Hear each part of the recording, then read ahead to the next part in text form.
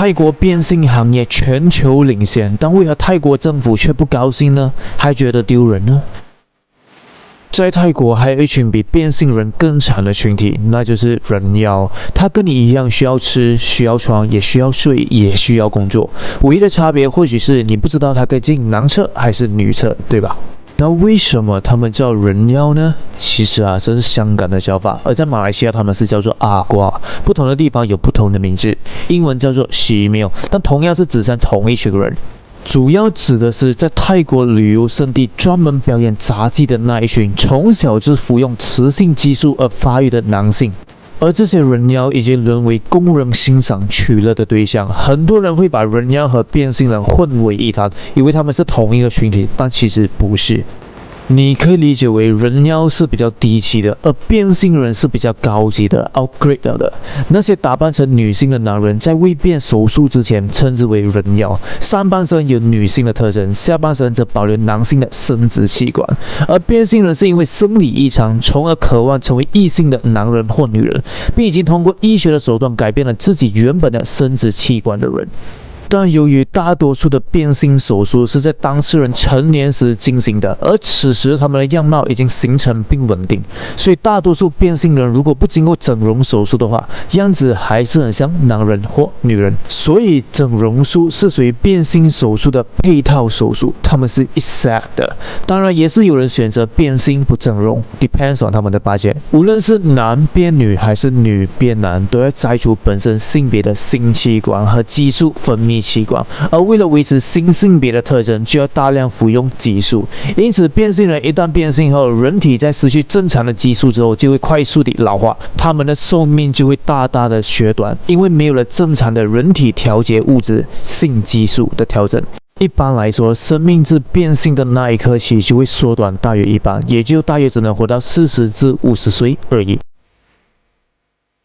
而人妖无论是从生理还是心理都是男人，他们并不像变性人一样渴望成为女人或另一个性别，他们往往是因为生活被迫成为人妖。他们通常来自社会的最底层，因为家境清寒而自发或被诱拐。泰国人妖的产生是一个漫长的过程，是那些培养人妖的机构从5到6岁的美貌小男孩中挑选的，然后在其成长的过程中不断给其服食或注射雌性激素，使他们成长的过程中身体特征趋向女性化。而从小注射的雌性激素作用在于抑制男性生殖器的发育，促进体内新陈代谢超量发展，以导致四肢间隙、胸部和臂部也在发育，肌肉减少，皮下脂肪增多，皮肤富有弹性。一般有10多年的服药期，10多年后，他们的男性特征会逐渐萎缩，如男性阳具会变得又短又小，如同小孩般。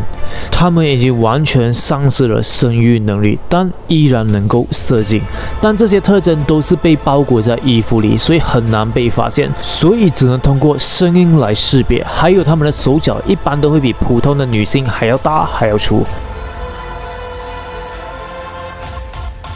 26岁以后，雌性激素对他们的作用收益甚微。到了30岁时，他们的身体就不受控制，迅速衰老。有些人妖因为具有了很明显的女性生理特征，导致他们已经变不回男人了，所以就索性通过手术直接变女人变。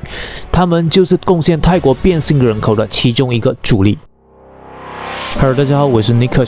斯，一个专注于提供国际知识的频道。如果你还没有订阅我的话，现在是时候订阅了，我会每周更新哟。上一期我们也谈到了泰国如何成为全球变性行业的老大。如果你还没有看到的话，请按上面的链接去看呗，或等下来我的频道找也行。据统计，现在泰国约有50万名人妖，而这些人妖如果要转换为变性人的话，需要符合泰国政府的一系列规定，其中包括20岁以下必须得到家人的同意才可以接受变性手术，手术前1年也必须开始服用异性的激素和模仿异性的生活，否则医院有权拒绝或暂停手术。简单来说，如果你要彻底变性为女人的话，你要在手术开始前1年就要开始服用雌性激素和模仿女性的生活方式，比如模仿她们看韩剧啊、拍照打卡啊、化妆啊、穿内衣啊、结交闺蜜等等等。试1年后，最后如果你觉得这生活适合你的话，还是坚持要变性，那你可以跟医生说没有问题，那他们就会把你抬上手术台了。因为变性手术是一个不可逆转的手术，一旦转变就没办法变回男人的了，所以泰国政府希望他的人民能够想清楚，不要冲动。其实泰国政府对人妖或是变性人一直以来都有意见的，他不想把泰国搞得阴盛阳衰，但由于是佛教的关系，所以一路来都是宽大处理。我不故意打压你，但我就是不承认你。但毕竟是民主国家，他还是需要向选票低头的。因为泰国的变性人和人妖的人口也不小啊，所以他在2015年9月就推出了一个性别平等法，他明确禁止任何形式的歧视。如果某人与他的出生性别不同，也就是禁止歧视经过性别改造的人。因为泰国的变性人和人妖一直被大众歧视和嘲笑，其中就包括公职人员的嘲笑。然而，政府未能充分地执行该法律，有权执法的不公平性别歧视认定委员会在2006年至2009年3年间只审理了27起涉嫌歧视跨性别者的案件，但歧视案天天都在发生，其中许多案件的裁决时间超过了3个月，而多数人并没有受到严厉的惩罚，所以这是一部很假的法律。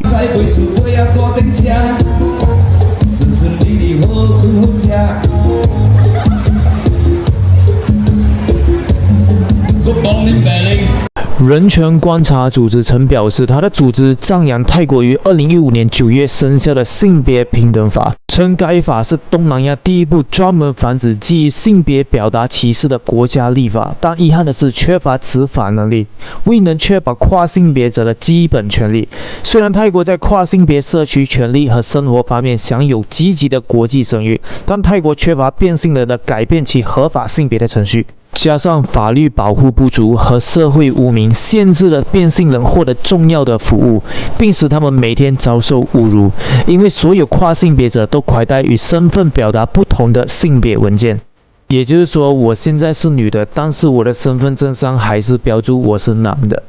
而缺乏合法的性别承认，也阻碍了跨性别者找到工作的能力，通常会导致他们自动被拒绝。一些雇主甚至表示，只会在根据出生时分配好的性别，而非性别认同穿着情况下，才会雇佣跨性别者。其他雇主也会在工作申请中明确表示，不会考虑跨性别申请者。许多接受采访的跨性别者都表示，他们觉得自己仅限于小众的工作，例如美容院、性工作等等，也就是那些比较适合女性的工作才会考虑雇佣这一批人。相反，那些高科技、管理层方面就比较难了，因为或许会影响到公司的形象，或是我的上司是一位阿瓜，你觉得能够服众吗？就连泰国政府都觉得变性人丢脸，把变性运动员撤回，不让他们代表泰国出赛。在1996年，一个大半由男同志和泰国变性人组成的排球队，外号为铁娘子，赢得了全国的排球大赛的冠军。但是泰国政府以国家形象为由，禁止其中2个变性人以国家队的名义参加国际赛事。此后，更有人在2000年时把这件事情拍成了电影，名为《人妖打排球》，票房也相当不错哟。想了解更多的朋友可以去看看。事实上，泰国政府已经默认了这一群人的存在，但并没有承认其法律地位。2007年，泰国立法机关就通过了人民法，允许跨性别者申请更名。然而，该法并没有让他们更改他们的性别，只是改名而已。而且，名称更改是由个别管理员酌情批准。所以，从这里你可以看出泰国政府的态度。这是当然的，此门如果被打开，那些人就没有顾虑了，就变相被宣传为泰国政府鼓励变性，后果可想而知。好，我今天就分享到这。喜欢的话，欢迎你订阅、点赞，还有分享，还有记得打开你的小铃铛哟，我会每周更新。如果你有任何意见的话，欢迎在下方留言，让我们一起交流吧。如果你想知道泰国如何成为全球变性行业的神坛，和泰国男人怎么都想变性当女人呢？可以来到我频道看上一期的作品。好，我是尼克斯，我们下期见。